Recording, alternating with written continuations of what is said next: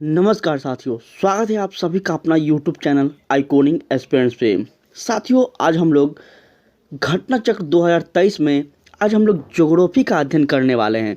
आप सभी को पता होगा कि ये घटना चक्र बहुत ही इम्पोर्टेंट है किसी भी एग्जामिनेशन के लिए और बीपीएससी के लिए तो बहुत ही ज़्यादा, या फिर आप किसी भी स्टेट पीसीएस का तैयारी कर रहे हो तो साथियों घटना चक्र लगाना बहुत ही ज़रूरी होता है।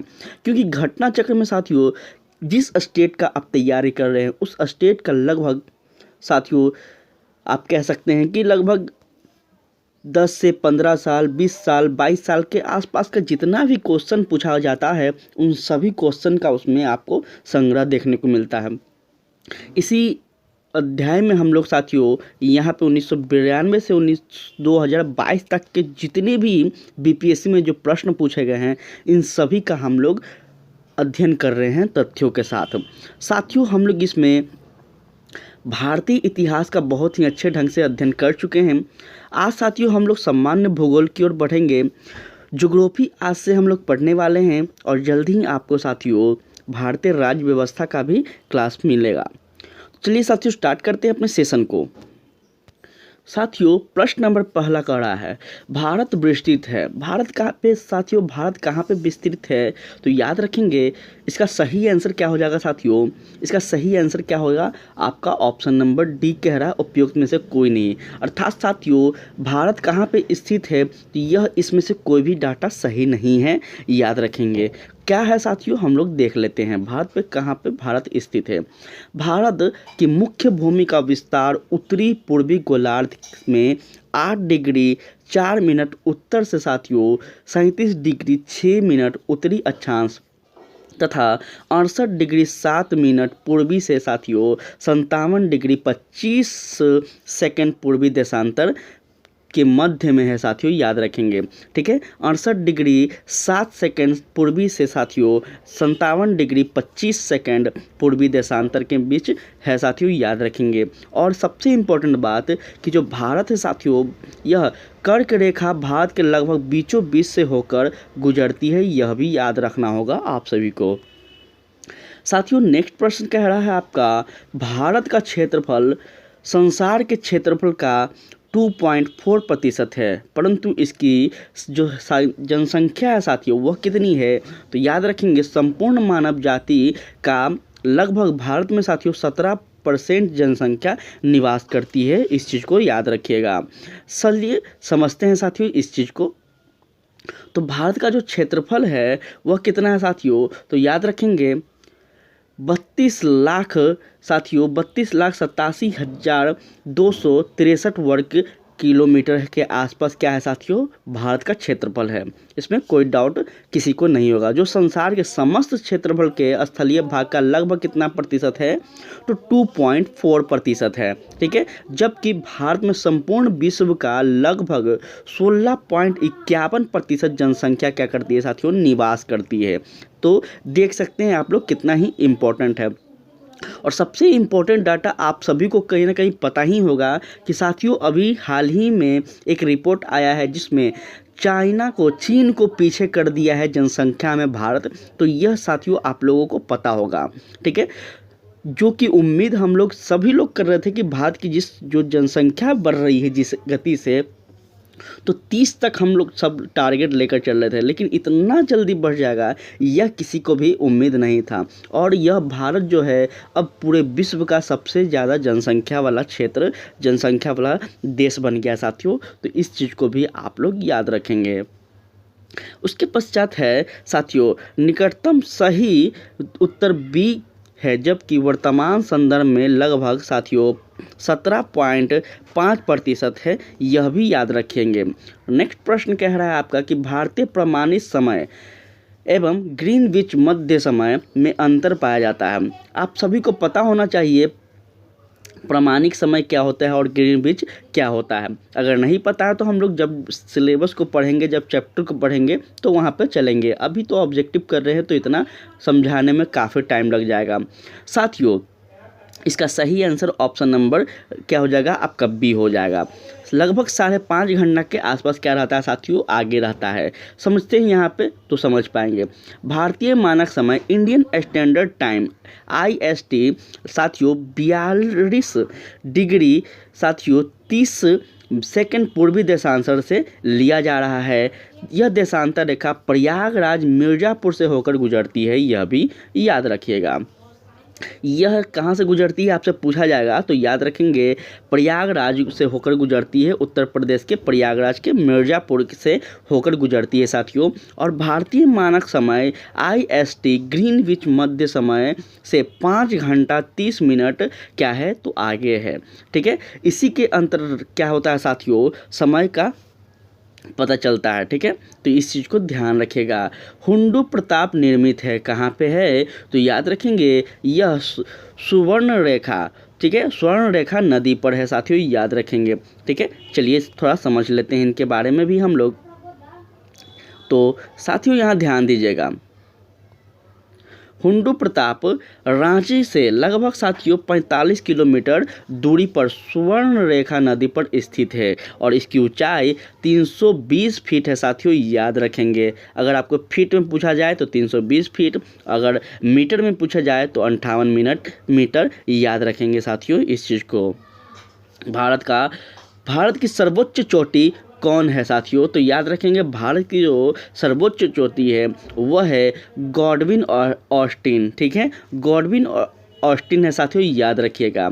चलिए ध्यान दीजिए कि यहाँ पे साथियों हिमालय पर्वत श्रेणी के पर्वतों की ऊंचाई एवं संबंधित देश इस प्रकार है, थोड़ा सा देखिए। सबसे पहले है साथियों माउंट एवरेस्ट। ठीक है, माउंट एवरेस्ट है साथियों जो कि नेपाल में है। ठीक है, यहाँ पे आप लोग इसकी लंबाई को ध्यान देते चलेंगे क्योंकि लंबाई ही पूछा जाता है। उसके बाद है साथियों गॉडविन ऑस्टिन, जिसे K2 के नाम से भी जाना जाता है। इसकी लंबाई कितनी है साथियों तो याद रखेंगे 8,611 मीटर है।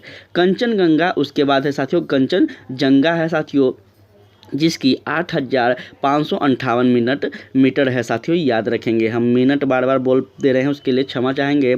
और यह सभी क्या है साथियों, भारत की है। ठीक है, चलिए यह नेपाल मकालू जो है साथियों ये नेपाल में है, तो इसका क्या हो जाएगा, इसका हो जाएगा साथियों आपका 8,463 मीटर। ठीक है, स्पष्ट है कि गॉडविन ऑस्टिन भारत की सर्वोच्च पर्वत चोटी है। ठीक है साथियों, क्या है वह सर्वोच्च पर्वत चोटी। अगर आपसे पूछा जाए कि भारत की सर्वोच्च पर्वत चोटी तो हम गॉडविन ऑस्टिन को करेंगे, इस चीज़ को याद रखेंगे। ठीक है, यह भारत के केंद्र शासित प्रदेश लद्दाख में है और इस क्षेत्र पर पाकिस्तान का अवैध कब्जा है, तो यह भी आप सभी को याद रखना होगा। ठीक है, चलिए उसके पश्चात नेक्स्ट प्रश्न कह रहा है हिमालय में हिम रेखा निम्न के बीच होती है। साथियों हिमालय में जो हिम रेखा है वह किसके बीच होती है तो याद रखेंगे 4,300 से लेकर साथियों 6,000 मीटर पूर्व से में क्या होती है, बीच में होती है, इस चीज़ को याद रखेंगे। चलिए हम लोग समझ लेते हैं। हिमालय के विभिन्न भागों में विभिन्न रेखा स्नो लाइन की ऊंचाई भिन्न भिन्न पाई जाती है साथियों, याद रखना होगा आप सभी को। परंतु औसत हिम रेखा की ऊंचाई उत्तरी भाग पर लगभग साथियों आपको 5,500 से 6,000 की मीटर के बीच आपको देखने को मिलेगा। ठीक है साथियों, और महान हिमालय के दक्षिण भाग पर लगभग 4,500 से 6,000 मीटर पाई जाती है, तो यह भी आप सभी को याद रखना होगा। उसी के पश्चात कह रहा है कि इसी प्रकार पश्चिम हिमालय की औसत हिम रेखा साथियों आपको 5,800 तथा पूर्वी हिमालय में साथियों आपको 4,300 पाई जाती है। तो ये सभी चीज़ आप लोगों को याद रखना होगा, किस ओर कितना कितना लंबाई है, इन चीज़ों को थोड़ा सा आप लोग याद रखेंगे तो काफ़ी आपको हेल्पफुल होगा साथियों। उसके नेक्स्ट कह रहा है आपका कि हिमालय का पर्वत पदीय प्रदेश है, वह कौन सा है तो याद रखेंगे वह आपका शिवालिका हो जाएगा। ठीक है, क्या हो जाएगा, शिवालिका हो जाएगा। चलिए जानते हैं नेक्स्ट आगे। चलिए ध्यान दीजिएगा साथियों, हिमालय का पर्वत पदीय प्रदेश शिवालिका श्रेणी के दक्षिण भाग पर स्थित है। बहुत ही इंपॉर्टेंट है, बहुत ही ज़्यादा इंपॉर्टेंट है। ठीक है, ये हिमालय की सबसे दक्षिण श्रेणी है। और साथियों याद रखेंगे, शिवालिका के उत्तरी ढालों तथा लघु हिमालय के दक्षिणी ढाल के मध्य अनेक चौरस तल वाली संरचनात्मक घाटी स्थित है। तो यह भी याद रखिएगा। लेकिन आपसे यहाँ पे पूछा जा सकता है साथियों कि हिमालय के सबसे दक्षिणी श्रेणी में कौन सी है, या फिर ऐसे आपसे पूछा जाता है। तो याद रखेंगे साथियों, हिमालय की जो सबसे दक्षिणतम श्रेणी है वह शिवालिका है। याद रखिएगा, यह बहुत ही इम्पोर्टेंट है। चलिए, शिवालिका श्रेणी का निर्माण कब हुआ था साथियों? तो याद रखेंगे, इसका सही आंसर आपका सेनोजोइक हो जाएगा, ऑप्शन नंबर डी। ठीक है, सेनोजोइक हो जाएगा साथियों, याद रखिएगा।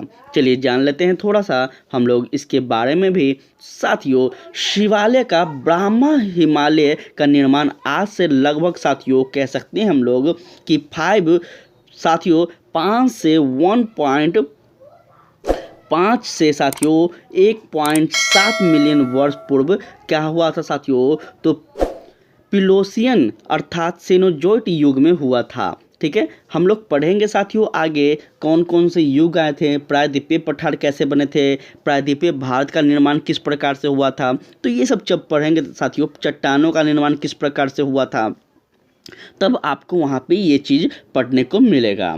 ठीक है, चलिए, भारत के अतिरिक्त प्रायद्वीपीय पर्वत निर्मित हुआ वो कहाँ हुए हैं साथियों? तो आपको सेनोजोइक महाकाल में हुए हैं, महाकल्प में हुए हैं साथियों, याद रखेंगे। ठीक है, चलिए उसके पश्चात नेक्स्ट क्वेश्चन कह रहा है आपका कि छोटा नागपुर पठार जो है वह कहाँ है साथियों? तो एक अंगघीर है साथियों, अंग्रघीर है साथियों, याद रखेंगे। कहाँ है? अंग्रघीर। थोड़ा सा हम लोग जान लेते हैं छोटा नागपुर पठार के बारे में, क्योंकि ये जो साथियों पठार है बहुत ही फेमस है और लगभग हमेशा पूछे जाते हैं, चाहे आप किसी भी एग्ज़ाम का तैयारी कर रहे हो। साथियों, छोटा नागपुर पठार में विभिन्न ऊंचाई के पठार का क्रम मिलता है और मध्य पश्चिमी भाग पर पाट भूमि स्थित है, जिसकी अधिकतम ऊंचाई साथियों हम लोग 1100 मीटर मिलते हैं। इस पठार की प्रत्येक दिशा में सोपान मिलते हैं और पठार में ढाल तीव्र स्कॉर्पो के रूप में पाए जाते हैं। अतः यह अंग्रघीर है साथियों, याद रखना होगा हम सभी को। आपसे पूछा जा सकता है कि अंग्रघीर कौन सा पठार है, तो आपको याद रखना होगा छोटा नागपुर का पठार है साथियों। ठीक है, चलिए, भारत में भू आकारों की रचना के संबंध में निम्नलिखित कथनों पर मनन कीजिए साथियों। आपसे कहा जा रहा है मनन करने हेतु, तो कौन सा हो जाएगा? क्या रचनात्मक दृष्टि से मेघालय पठार दक्कन पठार का ही विस्तारित भाग है, या फिर कश्मीर घाटी की रचना एक सविनीय में होती है साथियों, या फिर गंगा मैदान की रचना एक अंतर्गत में हुए हैं, या फिर साथियों हिमालय की उत्पत्ति भारतीय प्लेट, यूरोपीय प्लेट तथा चीनी प्लेट के त्रिकोणीय अभिसरण के साथियों फलस्वरूप हुए हैं। साथियों, इसमें से कौन सा कथन सही हो जाएगा? क्या 1, 2 तथा 3, क्या 1, 3 तथा 4, 1 तथा 3, 2 तथा 4, कौन सा सही होगा साथियों? इसका सही प्रश्न आपका सही आंसर हो रहा है ऑप्शन नंबर ए, 1, 2 तथा 3 इसका सही आंसर हो रहा है साथियों। तो याद रखेंगे, इसका सही आंसर क्या हो रहा है? 1, 2 तथा कितना हो रहा है साथियों? याद रखिएगा, 1, 2 तथा 3 हो रहा है, मतलब ये तीनों कथन क्या है? सही हैं। चलिए आगे हम लोग चल लेते हैं, उससे पहले हम लोग थोड़ा सा तथ्यों को जान लेते हैं। मेघालय पठार प्रायद्वीपीय पठार की बहिर्देशीय आउटलाइनर है साथियों, याद रखिएगा, आपसे पूछा जा सकता है, काफ़ी इम्पोर्टेंट है। और यह समतल भूमि है जो भ्रमशः के कारण भारतीय प्रायद्वीप से मालदा मैप द्वारा पृथक हो गया है साथियों, याद रखिएगा। किस कारण से हो गया है, तो आप यहाँ पे अब बता पाएंगे साथियों। कथन ए सही है, कश्मीर घाटी की रचना हिमालय की समभिन्नता से हुई है, याद रखेंगे। स्वेस के अनुसार गंगा के विशाल मैदान की उत्पत्ति तब हुई थी जब प्रायद्वीपीय के दृढ़ भूखंडन ने हिमालय के दक्षिण की ओर प्रसार किया था साथियों, प्रसार को रोका था, याद रखेंगे साथियों। हिमालय के उच्च वलनों के समक्ष एक अग्रगर्त फोरडीप पैदा हो गया था और यह अग्रगर्त एक विशाल भूनत्ती की भांति हिमालय से निकलने वाली नदियों द्वारा नियंत्रण लाए गए थे, याद रखना होगा हम सभी को। ठीक है साथियों, तो यह था आपका थोड़ा सा है, हम लोग यहाँ पे और भी कुछ है उसको भी जान लेते हैं। साथ ये आपको याद रखना होगा कि अवसादों से यह अंतर्गत धीरे धीरे भरता रहा और बाद में इसी में विशाल मैदान का निर्माण हुआ। अंततः कह सकते हैं हम लोग कि कथन 3 सही है। हिमालय की उत्पत्ति साथियों भारतीय प्लेट और यूरेशियन प्लेट की टक्कर से हुई है, तो याद रखिएगा। चीनी प्लेट का विवरण प्लेट टेक्टोनिक सिद्धांत में नहीं है, यह भी हम लोगों को याद रखना होगा साथियों। अर्थात कथन नंबर 4 जो था वह गलत था। ठीक है, तो ये था साथियों आपका प्रश्न नंबर आपका 12 है साथियों कि निम्न में से कौन सा मेघालय पठार का अंश नहीं है। बहुत ही इंपॉर्टेंट है साथियों और इसका सही आंसर आपका हो जाएगा ऑप्शन नंबर ए, भुवन पहाड़ियाँ। ठीक है साथियों, भुवन पहाड़ियाँ हो जाएगा, याद रखेंगे। चलिए जान लेते हैं। भुवन पहाड़ियाँ मिजो हिल्स के भाग हैं साथियों, जो पूर्वोत्तर हिमालय का अंग है। बहुत इंपॉर्टेंट है, आपसे पूछा जा सकता है, या फिर साथियों इस क्लास के बाद आप इतना तो कम से कम जान पाओगे कि अपना भारत कहाँ कहाँ पे स्थित है, अपने भारत का कौन कौन सा क्षेत्र में कौन कौन से पहाड़ी हैं, इन चीज़ों को जान पाएंगे। तो साथियों बहुत ही इम्पोर्टेंट है। जबकि गारो खासी और जयंती पहाड़ी मेघालय के पठार से के भाग में है, तो याद रखिएगा साथियों। हम लोग बहुत अच्छे ढंग से चलेंगे। एक बार आपका अच्छे से बीपीएससी हो जाए, फिर हम लोग सिलेबस को भी कवर करेंगे, बहुत ही अच्छे ढंग से सिलेबस को करेंगे साथियों। वहाँ पे हम लोग मैप के माध्यम से समझेंगे, सारे हिमालय को समझेंगे साथियों। हम लोग पूरा पर्वत पठार को समझेंगे, नदियों को समझेंगे, सब कुछ समझेंगे, अपवाद तंत्र को समझेंगे। इल्मेनाइट जो कि भारतीय तटीय रेखा के साथ व्यापक रूप से वितरित है, जिसका खनिज है साथियों, इसका खनिज क्या हो जाएगा, तो इसका हो जाएगा साथियों टाइटेनियम, याद रखेंगे टाइटेनियम हो जाएगा। ठीक है, चलिए जान लेते हैं थोड़ा सा साथियों। इल्मेनाइट का साथियों आप फॉर्मूला इस प्रकार से देख लेंगे। ठीक है, एवं रूराइट टाइटेनिक के 2 प्रमुख खनिज है साथियों। एक खनिज भारत के तटीय क्षेत्र में सौराष्ट्र तट जो कि गुजरात से लेकर दीघा तट पश्चिम बंगाल के विस्तृत क्षेत्र में पाया जाता है, तो इस चीज़ को आप लोग याद रखिएगा, आप सभी से रिक्वेस्ट है।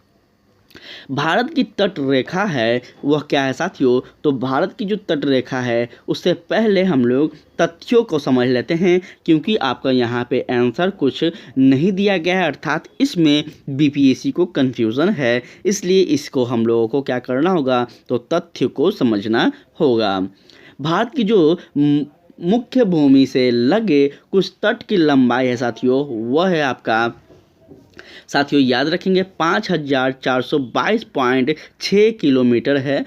मुख्य भूमि से दूर कुल तट की लंबाई साथियों कितना है, तो आप याद रखेंगे 2094 मीटर है। और साथियों भारत की संपूर्ण तट रेखा अर्थात द्वीपों के साथ अगर बात की जाए तो आपका कितना हो जाएगा 7516.6 किलोमीटर। अतः कोई भी विकल्प साथियों सही नहीं है, आप यहाँ पे देख सकते हैं इस प्रकार का कोई भी यहाँ पे विकल्प नहीं दिया गया है, इसलिए साथियों इसमें कन्फ्यूज़न था और हम लोग तथ्यों के माध्यम से इस कन्फ्यूजन को दूर कर लिए।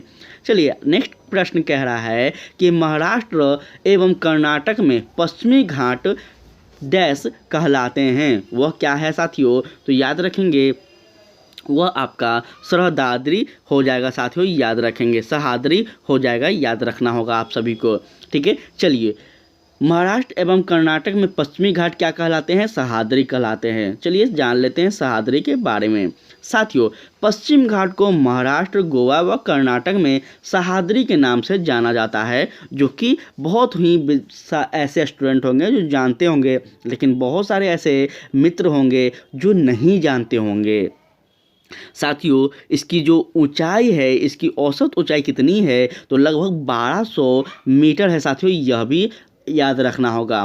केरल में इसे साथियों सर्वा पर्वतम के नाम से जाना जाता है। तो नाम याद रखिएगा, आपसे पूछा जा सकता है साथियों कि सह्याद्री जो है वह केरल में उसको किस नाम से जाना जाता है। इस प्रकार का भी आपसे प्रश्न पूछा जाएगा और वहाँ पे आप कंफ्यूज हो जाएंगे कि साथियों सह्याद्री को जब पश्चिमी घाट महाराष्ट्र, गोवा, कर्नाटक में सह्याद्री कहा जाता है, तो जाहिर सी बात है कि भारत के ही क्षेत्र हैं साथियों केरल, तो यहाँ पे भी यही कहा जा सकता है। इस प्रकार से आप लोग मंथन करने लगेंगे और आपका आंसर हो जाएगा गलत। इसलिए आप लोग नाम को याद रखेंगे। हर क्षेत्र में उसको अलग अलग नाम से हर चीज़ को बुलाया जाता है साथियों। चलिए नेक्स्ट क्वेश्चन कह रहा है आपका, वह दर्रा जो सर्वाधिक ऊंचाई में अवस्थित है। बहुत इंपॉर्टेंट है साथियों, याद रखिएगा, वह दर्रा जो सर्वाधिक ऊंचाई में स्थित है। इससे पहले हम साथियों आपको आंसर बताने से पहले थोड़ा सा हम क्या करेंगे साथियों, आपको तथ्य बताना चाहेंगे, क्योंकि दर्रा थोड़ा सा टेक्निकल टाइप का हो जाता है। दर्रा सब लोग नहीं समझ पाते हैं, इसलिए शुरुआत में हम भी नहीं समझ पाते थे दर्रा क्या है, कैसे है। साथियों, दिए गए विकल्पों में नाथुला सर्वाधिक ऊंचाई में अवस्थित है। साथियों याद रखेगा, ठीक है, नाथुला सर्वाधिक ऊंचाई में अवस्थित है। नाथुला की ऊंचाई जो है साथियों वह कितना है? तो याद रखिएगा 14,450 फीट। और साथियों 4,404 मीटर है। अगर मीटर में बात किया जाए तो मीटर भी आप बताएंगे, फीट में बात किया जाए तो फीट भी बताएंगे। साथियों, जो जिला की ऊंचाई लगभग कितना है? तो याद रखेंगे 11,578 फीट है। रोहतास दर्रा ऊंचाई कितनी है साथियों? तो 13।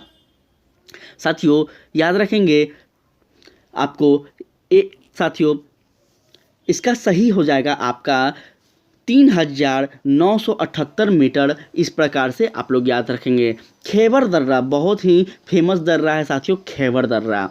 खेवर दर्रा की ऊंचाई आपको 3510 फीट है। परंतु भारत की सर्वाधिक ऊंचाई में अवस्थित दर्रा कौन सा है साथियों? तो याद रखेंगे इसका सही आंसर हो जाएगा आपका यांगजी दीवान, जो कि साथियों 5,890 मीटर की ऊंचाई पर है। साथियों विकल्प में उपयुक्त में से कोई भी नहीं है, अतः इस प्रश्न का सही उत्तर ऑप्शन नंबर ई दिया गया है। तो साथियों यहाँ पे आपको समझ में आ गया एक एक करके कि वह दर्रा जो भारत की सबसे ऊंचाई पर अवस्थित है। तो आपको समझ में आ गया साथियों कि इसमें से कोई नहीं है, और हम लोग एक एक करके सभी के बारे में भी जान गए हैं कि किसका किसका क्या ऊंचाई है। ठीक है, तो इस प्रकार से होता है साथियों समझने का तरीका। चलिए, लक्षद्वीप टापू अवस्थित है। साथियों ये तो सबको पता ही होगा, 100% पता होगा, और इसका सही आंसर आपका दक्षिणी पश्चिमी भारत में है, याद रखिएगा। ठीक है, चलिए आगे हम लोग बात करें तो साथियों लक्षद्वीप अरब सागर में द्वीपों का समूह, यह भारत का केंद्र शासित प्रदेश भी है साथियों, और इसका कुल क्षेत्रफल की अगर बात की जाए साथियों तो 32 वर्ग किलोमीटर है। ठीक है, यहाँ पे आप लोग ध्यान दीजिएगा, 32 वर्ग किलोमीटर है। लक्षद्वीप के अधिकांश द्वीप प्रवाल उत्पत्ति है, और लक्षद्वीप समूह में द्वीपों की कुल संख्या की अगर बात की जाए तो वह 36 है साथियों, जबकि इनमें से केवल 10 ही आबाद हैं। याद रखिएगा यह भी, इन 36 में से साथियों सिर्फ 10 है जहां पे लोग रह सकते हैं, आ जा सकते हैं। लक्षद्वीप के सबसे उत्तरी द्वीप समूह को अमीन द्वीप और सबसे दक्षिणी द्वीप को मिनी काय कहते हैं। ठीक है, तो इस चीज़ को आप लोग याद रखिएगा। 2 इम्पॉर्टेंट फैक्ट आपको यहाँ पे देखने को मिल रहा है। ठीक है साथियों, मिनी काय शेष द्वीपों से 9 डिग्री चैनल द्वारा पृथक होता है। अब आप सब कंफ्यूज होंगे कि चैनल क्या होता है।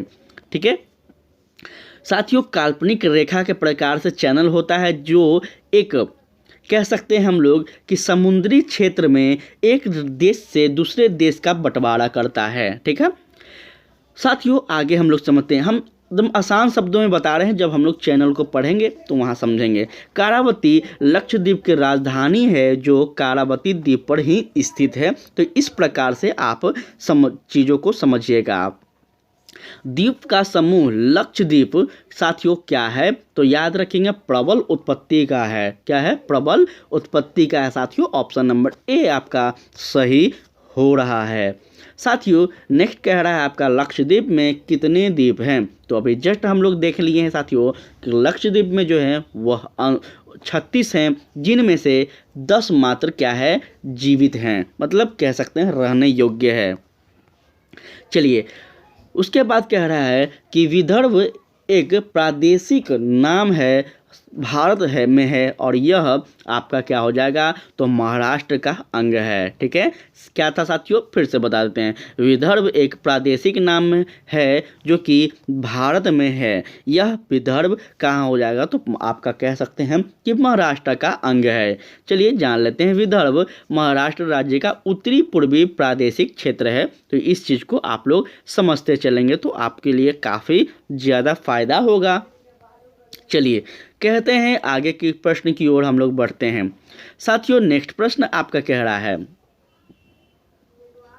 निम्नलिखित में से किस राज्य में सर्वाधिक क्षेत्र वनों के अंतर्गत पाया जाता है। साथियों इसका सही आंसर क्या होगा, इसका सही आंसर आपका Arunachal Pradesh, option number D सही होगा। चलिए जान लेते हैं तथ्यों को। साथियों भारत वन स्थिति रिपोर्ट 2017 के अनुसार अरुणाचल प्रदेश राज्य का सर्वाधिक क्षेत्र वनों के अंतर्गत आता है। भारत वन स्थिति रिपोर्ट 2017 के अनुसार सर्वाधिक वन क्षेत्र वाला राज्य मध्य प्रदेश।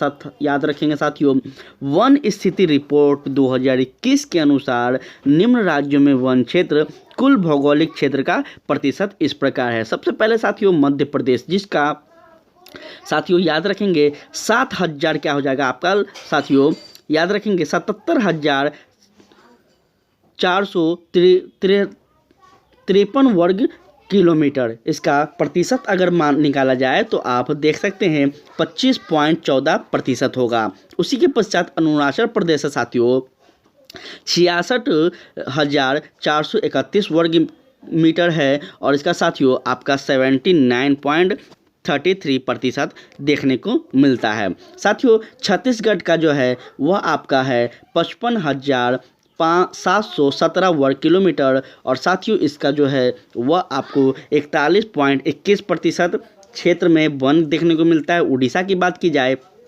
52,156 वर्ग किलोमीटर और 33.50% इसका वन क्षेत्र है। महाराष्ट्र की बात की जाए तो याद रखेंगे साथियों आपका इसका 16.51% है। तो इस प्रकार से आप लोग वर्ग किलोमीटर और उसका वन का क्षेत्र याद रखेंगे। आपसे कुछ भी पूछा जा सकता है, हो सकता है आपसे यहाँ पे कह सकते हैं कि आपसे यहाँ पे साथियों अरुणाचल प्रदेश की जगह कुछ और ऑप्शन में दे दिए, तो इस प्रकार से आप लोग थोड़ा सा रेडी रहेंगे। निम्नलिखित में से किस पहाड़ी पर पूर्वी घाट पश्चिमी घाट से मिलती है, बहुत इंपॉर्टेंट है। इसका सही आंसर आपका देखने को मिलेगा साथियों नीलगिरी पहाड़ी। सब लोग जानते होंगे नीलगिरी पहाड़ी के बारे में। चलिए एक बार हम लोग देख लेते हैं। नीलगिरी पहाड़ी साथियों भारतीय प्रायद्वीप के पूर्वी घाट तथा पश्चिमी घाट के मिलन बिंदु पर स्थित है। ठीक है साथियों, इस प्रकार से आप लोग समझ सकते हैं। तो इस प्रकार से आप लोग समझते, यह क्या हो गया आपको पूर्वी घाट हो गया, यह पश्चिमी घाट हो गया। ठीक है, तो इस प्रकार से आप लोग समझिएगा।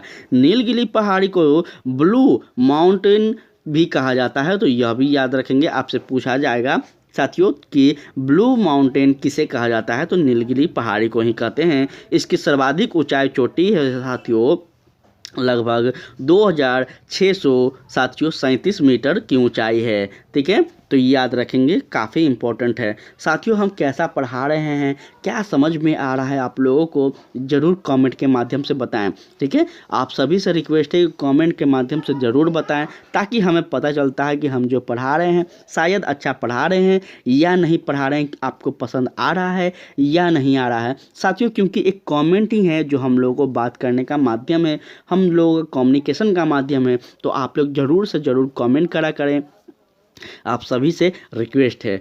कन्याकुमारी से सटी पहाड़ियाँ हैं, कौन सा है? तो साथियों याद रखेंगे, कन्याकुमारी से जो सटी पहाड़ी है वह गार्डेम पहाड़ी है, याद रखेंगे, गार्डेम पहाड़ी है साथियों, याद रखेंगे। चलिए, पश्चिमी घाट पर्वत हिमालय के बाद भारत की दूसरी सबसे लंबी पर्वत श्रेणी है। ठीक है, क्या है? सबसे लंबी पर्वत श्रेणी है। इसकी लंबाई करीब 1500 किलोमीटर है। इसे सह्याद्री के नाम से भी जाना जाता है। साथियों, अभी हम लोग जस्ट ऊपर के सेक्शन में देखे थे कि सह्याद्री किसे कहा जाता है, तो आप यहाँ पे देख रहे होंगे सह्याद्री इसे ही कहा जाता है।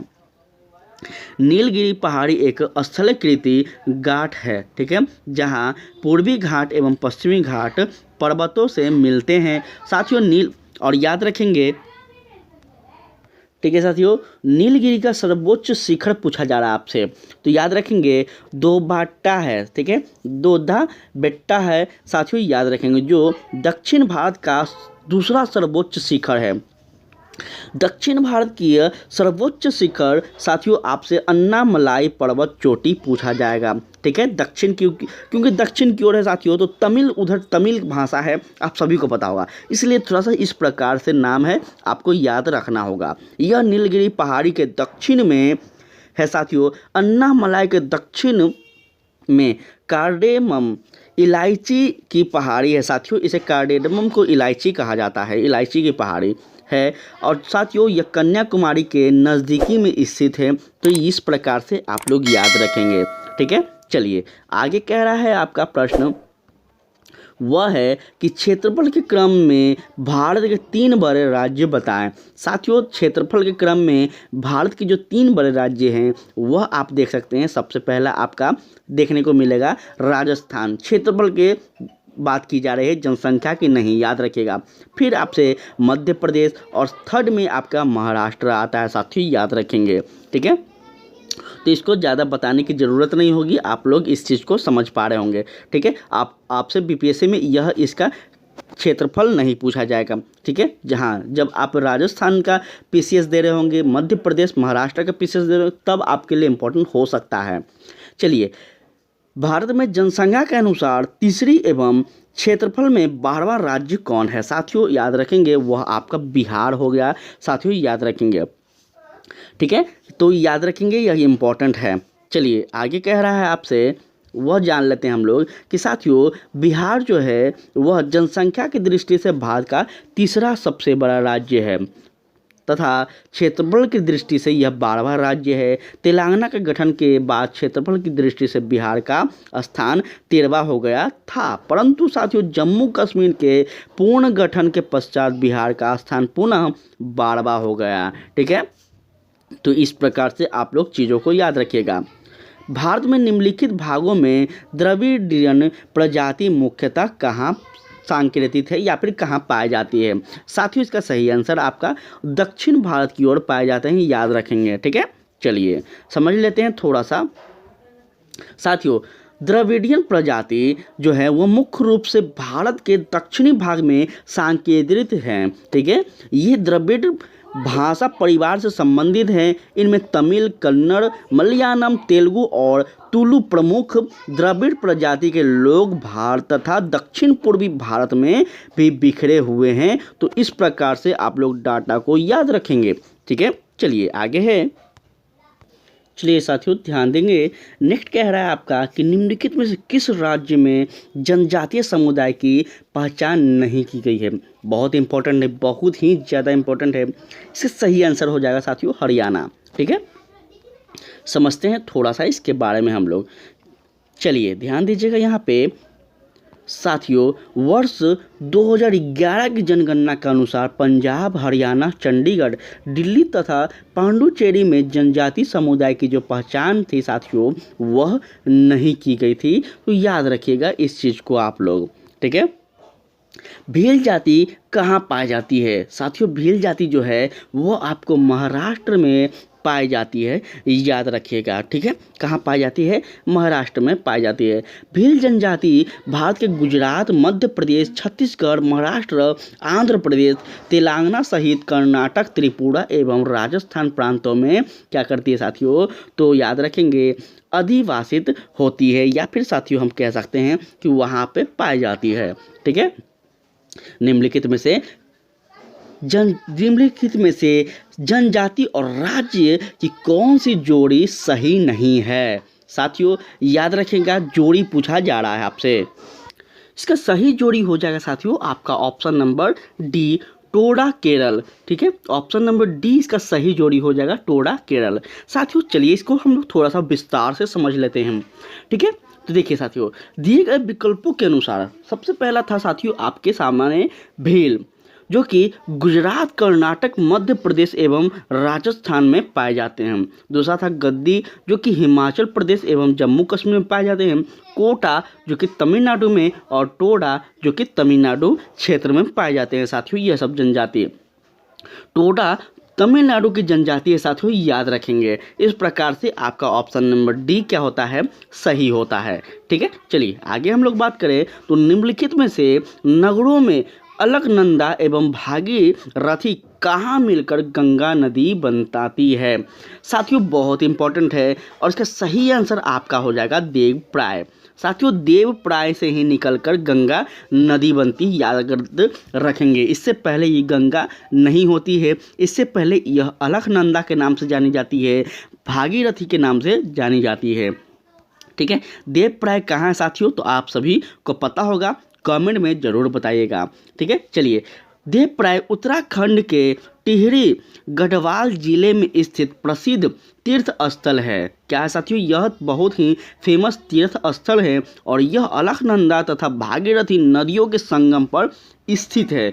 इस संगम स्थल के बाद से नदी को गंगा के नाम से जाना जाता है साथियों, और देवप्राय उत्तराखंड के पंच प्रयागों में से एक है।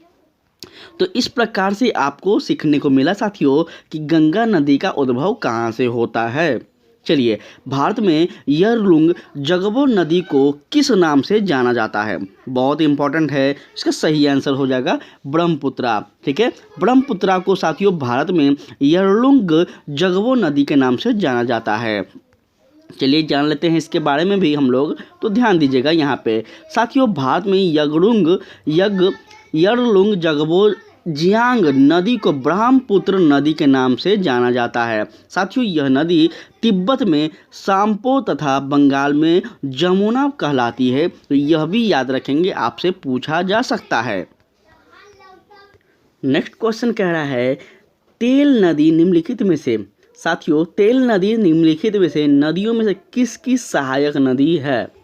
साथियों याद रखेंगे इसका सही आंसर वैसे बताया जा रहा है उपयुक्त में से एक से अधिक या फिर उपयुक्त में से कोई नहीं, अर्थात ऑप्शन नंबर ई कहा जा रहा है। उससे पहले हम लोग थोड़ा कथन को समझ लेते हैं। साथियों तेल नदी महानदी की प्रमुख सहायक नदी है। किसकी है? महानदी की प्रमुख सहायक नदी है। यह ओडिशा राज्य की प्रमुख नदी है साथियों, और महानदी की अन्य सहायक नदियों में शिवनाथ, जोंग, हेंसदो, ईव, माउंड आदि यह क्या है साथियों प्रमुख है। इस प्रकार से आप समझ सकते हैं कि साथियों महानदी का यहाँ पे ऑप्शन नहीं दिया गया है। इस प्रकार से आपका ऑप्शन नंबर ई इनमें से कोई नहीं सही हो जाएगा, ठीक है। चलिए आगे हम लोग बात करें निम्नलिखित में कौन सी नदियां बंगाल की खाड़ी में गिरती है? साथियों बंगाल की खाड़ी में वैसे तो बहुत सारी नदियां गिरती हैं, लेकिन यहाँ पे पूछा जा रहा है निम्नलिखित में से कौन सी गिरती है। तो याद रखेंगे इसका सही आंसर आपका हो जाएगा साथियों ऑप्शन नंबर डी, ए और बी। मतलब साथियों गंगा, ब्रह्मपुत्रा और गोदावरी उसके पश्चात महादेवी, कृष्णा एवं कावेरी। ये जो 6 नदियां हैं साथियों, यह कहाँ गिरती है? तो बंगाल की खाड़ी में गिरती है। चलिए जान लेते हैं हम लोग।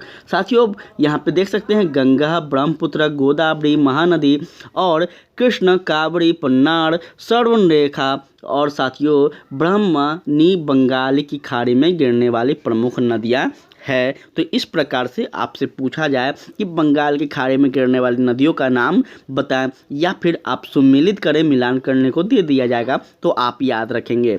चलिए, निम्नलिखित में से गंगा नदी घाटी का भाग कौन सी उपनदी है? साथियों इसका सही आंसर क्या होगा? तो इसका सही आंसर दे रहा है साथियों ऑप्शन नंबर ई। उससे पहले थोड़ा सा कथन को समझेंगे। साथियों हम देखिए आपके पूरे हम आपको क्लियर करने का, देखिए बहुत सारे ऐसे होते हैं कि आपको ऑप्शन बता दिया जाएगा ए बी सी, लेकिन जहाँ पे ई है हम तथ्यों को समझाने का प्रयास कर रहे हैं कि ई क्यों होना चाहिए, क्यों नहीं होना चाहिए। तो उम्मीद करते हैं कि आप सबको मेरा यह प्रयास अच्छा लग रहा होगा। ध्यान दीजिएगा, उत्तरी कोयल झारखंड से बहने वाली एक नदी है। सबसे इम्पोर्टेंट बात, जो सोन नदी की एक सहायक नदी है साथियों, और यह सोन नदी के दाहिने तट पर मिलती है। सोन नदी दक्षिण भाग से गंगा नदी में मिलने वाली दूसरी सबसे बड़ी, पहली यमुना थी और दूसरी सोन नदी है, सहायक नदी, जो कि पटना से पास गंगा में मिलती है। ठीक है साथियों, आप लोग देखते होंगे। साथियों दक्षिण कोयल नदी झारखंड ओडिशा में प्रभावित होती है, और साथियों दक्षिण कोयल नदी उत्तरी कारो नदी के साथ मिलकर क्या बनाती है? तो कोयल नदी के रूप में प्रवाहित होती है, जो ओडिशा राउरकेला के पास शंख नदी में मिलकर क्या करती है? तो ब्राह्मणी नदी के नाम से प्रभावित होती है। इस प्रकार आप लोग समझ रहे होंगे साथियों कि नदियों का मिलन किस प्रकार से होता है, और वह एक ही नदी अलग अलग क्षेत्र में अलग अलग नाम से किस प्रकार से जाने जाते हैं। यहाँ पे आप इस चीज़ को 100% समझ पा रहे होंगे। साथियों बराबर नदी दामोदर नदी की मुख्य सहायक नदी है, जो कि झारखंड के कोडरमा पहाड़ से निकलकर हजारीबाग से होते हुए दामोदर नदी में मिलती है, और साथियों दामोदर हुगली नदी से मिलती है। इस प्रकार बराबर और उत्तरी कोयल गंगा के घाटी की साथियों क्या है? उपनदियां हैं। इस तरह प्रश्न का सही उत्तर विकल्प नंबर ए हो जाएगा, जो कि आपका ई हो जाएगा साथियों, सॉरी ई हो जाएगा, जो कि यहाँ पे इस प्रकार का नहीं दिया गया है ऑप्शन। ठीक है, चलिए तो इस प्रकार से हम साथियों तथ्यों को बताने का मेरा उद्देश्य यह रहता है कि पूरा कॉन्सेप्ट आपका क्लियर हो जाए। ठीक है, चलिए ध्यान दीजिएगा, सोन और गंगा नदी का संगम बिहार के किस जिले में है? साथियों बिहार के किस जिले में स्थित है? तो याद रखेंगे वह आपका हो जाएगा पटना। ठीक है, क्या हो जाएगा साथियों? आपका पटना हो जाएगा। निम्न में से कौन सा शहर गंगा नदी के किनारे स्थित नहीं है? पूछ रहा है। हमें लगा कि है लेकिन नहीं है, तो याद रखेंगे उत्तर काशी जो है साथियों यह गंगा नदी के किनारे में स्थित नहीं है। ठीक है, चलिए साथियों तथ्यों पे ध्यान देंगे।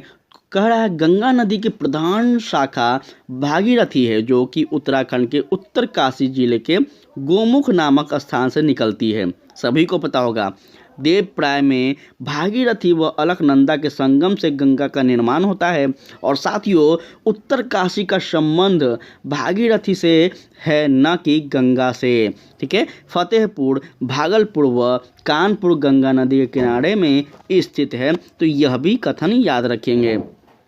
निम्नलिखित में से कौन सा एक सबसे सूखा स्थान है? सबसे सूखा स्थान की बात की जा रही है, तो याद रखेंगे यह आपका लेह हो जाएगा। ठीक है, चलिए जान लेते हैं थोड़ा सा। साथियों भारत की जो लेह है, लेह भारत में सबसे कम वर्षा का क्षेत्र है। इस प्रकार से यह भारत का सबसे शुष्क स्थल है, यह भी याद रखेंगे। ठीक है, चलिए उसके पश्चात कह रहा है अमृतसर एवं शिमला लगभग एक ही अक्षांश पर स्थित हैं। ठीक है, परंतु उनकी जलवायु में भिन्नता का कारण क्या है? साथियों एक ही अक्षांश पर स्थित यह दोनों शहर कह सकते हैं हम लोग कि हैं, परंतु इनके बीच क्या क्या भिन्न है, क्या इसकी जलवायु में भिन्नता का कारण है, यह आपसे पूछा जा रहा है। साथियों इसका सही आंसर आपका हो जाएगा उसकी ऊंचाई में भिन्नता है। इस प्रकार से जलवायु में भी भिन्नता पाई जाती है। साथियों ध्यान देंगे, अमृतसर जो है वह आपको 31 डिग्री साथियों 29 मिनट से कह सकते हैं साथियों आपका 32 डिग्री 3 मिनट कहाँ है साथियों, तो नॉर्थ में है। ये सभी जो भारत की जितने भी राज्य हैं या फिर भारत है साथियों, तो याद रखेंगे वो नॉर्थ में ही होंगे, ठीक है। एवं शिमला की बात की जाए तो यह 30 डिग्री 45 मिनट से साथियों 31 डिग्री 44 मिनट नॉर्थ लगभग एक ही अक्षांश पर स्थित है, परंतु उनकी जलवायु भिन्नता का कारण उनकी ऊंचाई में भिन्नता का होना, अमृतसर की समुद्र तल की ऊंचाई जो कि 175 से 200 मीटर है, जबकि शिमला की जो समुद्र तल की ऊंचाई है वह 300 से 600 मीटर है। तो यहाँ पे आप डिफरेंस देख रहे हैं साथियों, कितना ज़्यादा डिफरेंस है, इसलिए वहाँ की जलवायु में भी परिवर्तन देखने को मिलता है। क्षोभ मंडल में ऊंचाई बढ़ने के साथ ही तापमान में गिरावट आ जाती है। तो साथियों उम्मीद करते हैं कि चीज़ों को हम आपको समझा पा रहे होंगे। एकदम जियोग्राफी समझिए कि हम हमको पूरा कोशिश कर रहे हैं कि चीज़ को समझा पाएँ, ठीक है साथियों। अब जिनको नहीं समझ में आ रहा है तो कमेंट कीजिएगा। कल का लेक्चर में हम देखें कि एक व्यक्ति थे जिन्होंने बहुत ही अजीब टाइप का कमेंट किया था, मतलब उस कमेंट को हमको पढ़ने में भी बहुत ख़राब लग रहा था। इस टाइप का कमेंट करना उचित नहीं है। आपको किसी चीज़ को बुरा लग रहा हो, भला लग रहा हो, तो आप कमेंट कीजिए, डायरेक्ट कीजिए कि भाई आप यहाँ गलत पढ़ा रहे हो, सर आप यहाँ गलत पढ़ा रहे हो। उस चीज़ को एक्सेप्ट करेंगे और बाद में उस चीज़ को बदलेंगे। लेकिन इस तरह से किसी क्षेत्र का, कल बिहारी नाम का बोलकर कोई हमें ऐसा कह रहा था कि तुम्हें पढ़ाने नहीं आ रहा, ऐसा करने से उचित नहीं है, ठीक है। मुझे पढ़ाने नहीं आता है, मैं मानता हूँ, शायद इस चीज़ को एक्सेप्ट करना चाहिए हर इंसान को, ठीक है। अगर मेरे में कमी है, नहीं है, फिर भी मैं एक्सेप्ट करता हूँ। वो समय बताएगा कि मुझे पढ़ाने आता है या नहीं आता है, और यहाँ पे नहीं पढ़ाने आता है तो हम यहाँ पे क्यों आए हैं, ठीक है। ये सबको दिख रहा होगा। लेकिन इस प्रकार से कमेंट करना ठीक नहीं है। वो बाहरी लोग होंगे, मुझे पता है कि कोई स्टूडेंट तो ऐसा नहीं कर सकता, ठीक है, ये मुझे भी पता है। तो इस प्रकार से कमेंट कोई ना करे। पसंद नहीं आ रहा है मेरा पढ़ाने का तरीका तो आप कमेंट कर दें कि कोई गलती है, तो मैं एक्सेप्ट कर लूँगा, मैं उस चीज़ को आगे 100% सुधारने का कोशिश करूँगा। लेकिन आप ऐसे ऐसे शब्द का कोई उपयोग करता है तो मतलब मन नहीं करता। एक तो आपके लिए रात दिन कमेंट वीडियो बना रहे हैं, वीडियो बनाना छोटा बात नहीं है, एक दिन आप बना कर देखिएगा, आपको पता चल जाएगा, ठीक है ना। कोई कह रहा था मुझे कि पढ़ाने नहीं आ रहा है, तो एक बार बना कर देखना भाई, कोई भी हो वो एक बार बना कर देखना, पता चल जाएगा, ठीक है ना। कोई भी एक बार में महारथ नहीं बनता है, धीरे धीरे बनता है। इस चीज़ को आप सभी को एक्सेप्ट करना होगा, चाहे कोई भी बड़ा टीचर ही क्यों ना हो, कोई भी बड़ा एजुकेटर हो, आप भी हो, तो आप डायरेक्ट NC क्लास से 10th क्लास में नहीं आ गए थे, या फिर मैं ही हूँ। तो हर चीज़ का एक समय होता है। थोड़ा सा स्टार्टिंग मेरा पीरियड है, आप लोग कोऑपरेट करेंगे तो आगे बहुत कुछ आपको मिलेगा, ये चीज़ समझना चाहिए, ठीक है। चलिए छोड़िए, खैर नेक्स्ट कह रहा है आपका कि टुमटी लोम जो है साथियों, टुमटी में मिट्टी का कौन सा कण मिलता है। टुमटी में साथियों आपका देख सकते हैं कि सभी प्रकार के कण, बालू कण, चिकना कण और पांशु कण, ये सभी प्रकार के कण पाए जाते हैं। चलिए जान लेते हैं साथियों कितना प्रतिशत पाए जाते हैं। साथियों सामान्यतः टोमटी मिट्टी लोम सॉइल कहा जाता है, जिसमें 40% बालू के कण, 40% मिट्टी का ग्ले और 20% साथियों गाद के कारण पाए जाते हैं। अतः विकल्प नंबर डी क्या था आपका, सही कह रहा है। चलिए, पौधों को सबसे अधिक पानी किस मिट्टी से मिलता है। साथियों पौधों को सबसे अधिक पानी जो है वह किस मिट्टी में मिलता है, तो याद रखेंगे आपको चिकनी मिट्टी में मिलता है, ठीक है, चिकनी मिट्टी में मिलता है, याद रखेंगे। चिकनी मिट्टी में जल धारणा की क्षमता सबसे अधिक होती है। इस प्रकार से आप लोग याद रखेंगे, इसलिए पौधों को सबसे अधिक पानी इसी मिट्टी में मिलता है। और साथियों चिकनी मिट्टी जो है वह 50% कम गाद और 50% से मृत्तिका पर बालू की कुछ मात्रा पाई जाती है। इसमें वायु का अवाम कम होता है जिससे जल की क्रांति हो जाती है। तो इस प्रकार से साथियों आज का सेशन यहीं पे हम लोग प्रश्न नंबर 41 की ओर अंत करते हैं साथियों।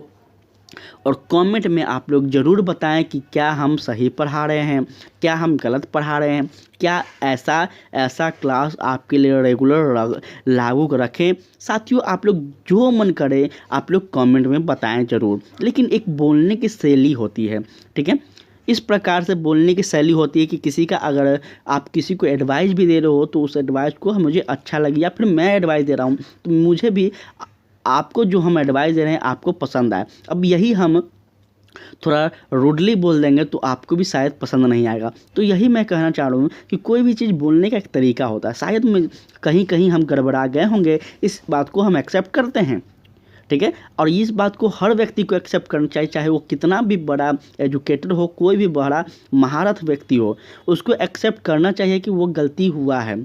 लेकिन भाई समझा कर बोल सकते हो, बता कर बोल सकते हो कि आपने क्वेश्चन नंबर यहाँ पे आपने इस तरह का मिसयूज किया है, गलती किया है या कुछ भी, तो उस चीज़ को फिर से हम सुधारने का कोशिश करेंगे। लेकिन इस तरह से कि बिहारी का नाम ले रहे हो, तुम इस तरह का नाम ले रहे हो, तो वो तुम पढ़ने वाले हो, पहला बात तो तुम पढ़ने वाला स्टूडेंट नहीं हो। और अहंकारी इंसान का कभी भी ऑफिसर, कभी भी अधिकारी नहीं बन सकता, कोई भी हो। हम उस जो भी कमेंट किया था वो हम उसको बता रहे हैं साथियों। आप लोग प्लीज़ बुरा ना माने, सभी को नहीं कहा जा रहा है। इस पे बहुत सारे ऐसे स्टूडेंट हैं जो मुझे एक्सेप्ट कर रहे हैं, मुझे पसंद कर रहे हैं और मेरा चैनल को लाइक कर रहे हैं, सब्सक्राइब भी कर रहे हैं। तो हम यही सोचे, कल का सेशन से हम काफ़ी ज़्यादा थोड़ा सा नाराज़ थे कि हम इतना मेहनत कर रहे हैं और इस प्रकार से सुनने को मिल रहा है। फिर भी साथियों हम सोचें कि नहीं, चलो जिसको पसंद आ रहा है वो तो कम से कम लाइक कर रहे हैं। अब 100% में से ज़रूरी नहीं कि 100% ही लोग पसंद करें, हो सकता है 100% में से 20% ही मुझे पसंद करें। उन 20% को ही लेकर चलना है और उन 20% लोग ही मुझे पसंद कर रहे हैं जो कि मेरा लेक्चर देख रहे हैं। तो साथियों आप सभी को पहले तो धन्यवाद। हाँ, कुछ भी गलती हो रहा है तो आप लोग 100% बताएं। हम लोग कोई बाहरी नहीं हैं, हम लोग अपना फैमिली के रूप में है, ग्रुप हैं, फ्रेंड हैं। साथियों यूट्यूब एक फैमिली है और टेलीग्राम पे आप लोग ज्वाइन करके हर समस्या को बताएं, क्या पढ़ना है, नहीं पढ़ना है, क्या करना है, इस तरह से क्या चल रहा है बिहार में अभी, किस प्रकार से बिहार के एग्ज़ाम को निकालना चाहिए, सब डिस्कशन होता है। तो आप लोग टेलीग्राम चैनल को ज्वाइन कर लें साथियों, लिंक डिस्क्रिप्शन में हम दे दिए हैं, ठीक है। लिंक को आप लोग ज्वाइन कर लीजिएगा। चलिए आज के लिए इतना ही। जय हिंद, जय भारत।